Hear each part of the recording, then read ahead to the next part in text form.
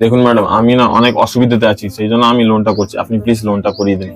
ঠিক আছে, আমি আপনাকে লোন দেবো, কিন্তু প্রত্যেক মাসে কিন্তু টাইমে টাইমে কিস্তি দিতে পারবেন তো? আরে ম্যাডাম, দুদিন আগে দিয়ে আসবো, কিস্তির একদমই টেনশন নেই। আমি এক কথার মানুষ, বুঝতে পারলেন? আমি এক কথায় থাকি, সৎ পথে থাকি, আর আমার একটা গ্রামের সম্মান আছে।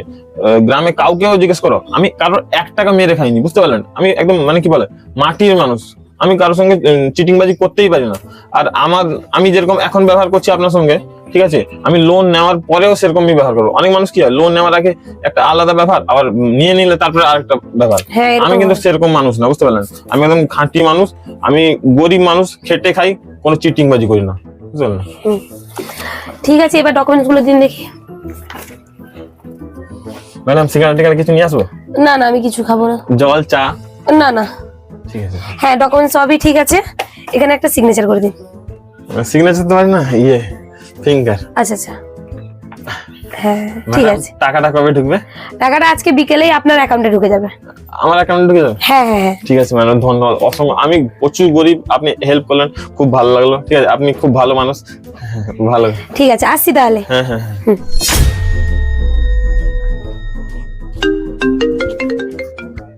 হ্যালো, হ্যাঁ স্যার, হ্যাঁ আমি ওনার বাড়িতে যাচ্ছি। ওনাকে তো আমি 8 দিন ধরে কল করছি, কিন্তু উনি তো রিসিভ করছেন না। ঠিক আছে স্যার, আমি ওনার বাড়িতে যাই, তারপরে কি হচ্ছে ব্যাপারটা জেনে আমি আপনাকে জানাচ্ছি। হ্যাঁ স্যার, আজকের মধ্যেই আমি কিস্তিটা ওনার থেকে নিয়ে নিব। ঠিক আছে স্যার, ঠিক আছে।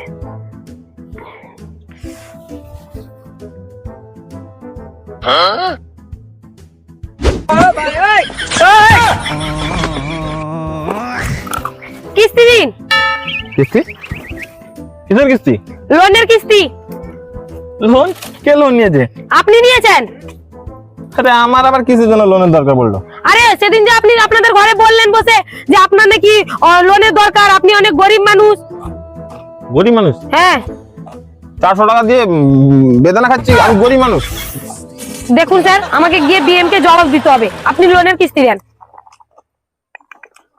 সত্যি বলছেন আমি লোন নিয়েছি? হ্যাঁ। এটা ঠিক আছে, ব্যাপার হচ্ছে এখন আমার কাছে টাকা নেই। তো আপনার কাছে টাকা নেই, সেটা আমি কি করব? আমার জেনে কোনো লাভ নেই। আপনি কিস্তি টাকা দেন, ব্যাস আমি চলে যাব।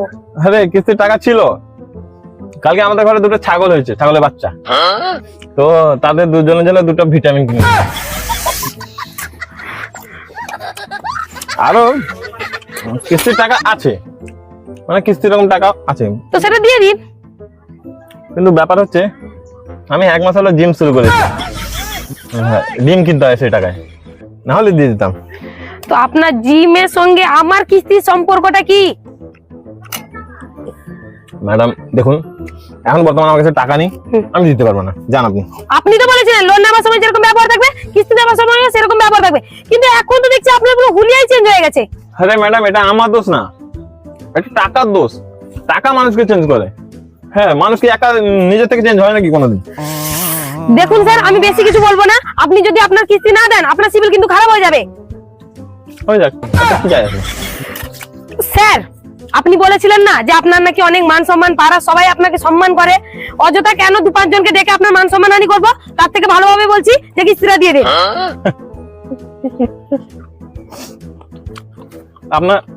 আপনি জানেন না আমাকে, আমি বুঝে দিচ্ছি। এই গ্রামে যদি 1 নম্বর চিটিং মার থাকে, সেটা আমি, বুঝতে পারলেন? আরে আমার সম্মান বলে কিছু থাকলে তো নষ্ট হবে। আমি আপনাকে একটা কথা বলে দিই, আপনি 5 জন কেন 50 জনকে নিয়ে আসুন, দিয়ে আমাকে অসম্মান করেন, তার সাথে আমার কিছু যায় আসে না। কি চিটিং বাজ লোক রে বাবা! আমি যে আপনার বাড়িতে এসে বলছি এরকম, আপনার একটু লজ্জা লাগছে না? লজ্জা কি স্যার? ডেইলি আমার কাছে 6 জন আপনার মতো চলে আসে, দিয়ে এবং ঘুরে ঘুরে টাইম পাস করে চলে যায়। হ্যালো স্যার, আমি আজকে কিস্তি দিয়ে যাবো। স্যার প্লিজ, আপনার পা ধরছি, আমার চাকরিটা চলে যাবে স্যার, প্লিজ পা ধরছি, কিস্তি টাকাটা দিয়ে দেন স্যার প্লিজ, আমার চাকরি।